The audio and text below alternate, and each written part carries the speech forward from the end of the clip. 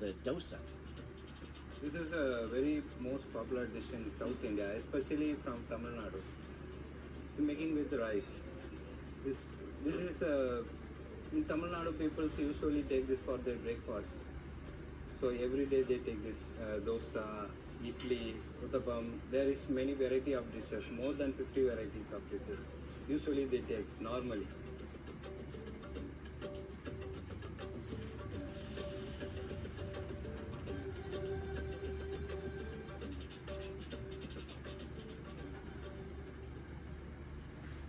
Now, there's not a straight line from conservative Jain diets to what groups like Santi Asat consider vegan Thai food.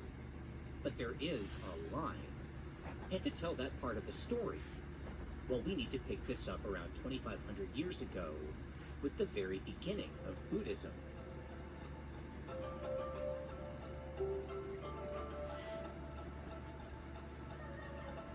So there's a legend about the Buddha's last meal, supposedly in the year 483 BC. On the night he would die at the age of 80, he'd spent his day traveling, and along the road, he'd stopped for dinner at the house of a village goldsmith.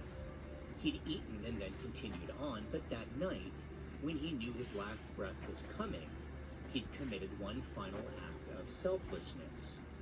He sent word to the goldsmith that not only should he not blame himself, but that the meal had been a blessing, and one of the most significant in his long life. By the way, that sacred meal was wild boar.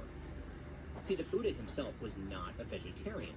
Not only did he eat meat, but so did his followers, and he never called for anyone to consume a vegan diet. It would be 1,000 years after the Buddha's death before his religion would become associated with the Jain definition of ahimsa. And by that time, Buddhism had long since spread across Southeast Asia, which is why, in case you're wondering, mainstream Thai, Lao, and Burmese Buddhists eat meat. Anyway, this is where we get to the split. And it starts around the year 0 when Indian Buddhist missionaries reached the Chinese Han Dynasty palace at Xi'an. The religion would quickly spread through China, but as the saying goes, with Chinese characteristics. See, at the time, most Chinese were followers of a philosophy called Taoism, the yin and the yang, the light and the dark, etc. This was deeply ingrained in Chinese philosophy, and so to fit those rules, Chinese Buddhism would take on compatible characteristics.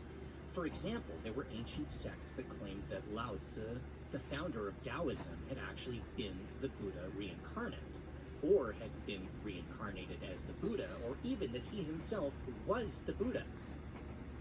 Anyway, early Chinese Buddhism would take on a lot of different forms and beliefs, and it wasn't helped by the fact that few in the country could read ancient Sanskrit to actually understand the meaning of the small amount of imported literature. There were groups who replaced enlightenment with the concept of eternal life, groups who focused primarily on meditation, best known as Zen Buddhism. And then, around the year 500 AD, Indian translators arrived,